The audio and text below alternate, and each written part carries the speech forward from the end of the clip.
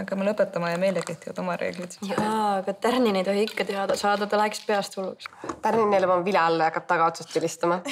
Kas te olete ka kuulnud, et Vadim ajab mingit startup asja, mingi IT-firma või midagi sellist? See uinas või?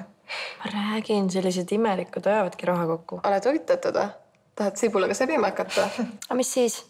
No, sama.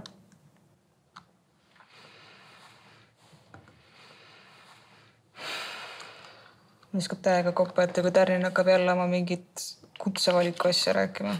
Et ma peaks saama mingiks kokaks või mingiks lastekasvatajaks nagu. Ma võin 2 asja, need on lapsed ja toidu tegemine. Ja poisid peaksid kõik saama kekkaõpsideks, nagu ta isegi. Ta on vist ära unustanud, et meie koolitire on naine. No, te tahate edasi ülikooli minna või? Jaa, mul on küll plaanis. Ma mõtlesin, et ma õpiks mingi ameti selgeks ja siis hakkaks kohe raha teenima. Lame. Ja miks siis? No, ma olen ikka kõrgema lennuga nagu saagi, et kõrgkooli. Kuidas kõrgema lennuga? Kutsekoolid on väga okeid, kui sa tead, mida sa õppida tahad. No... Karjas minnakse jah õppima, aga lõpuks oled sa ikka üksi ja väga hea, kui sa teed kohe alguses, mida sa teha tahad. Okei, siis tee küll.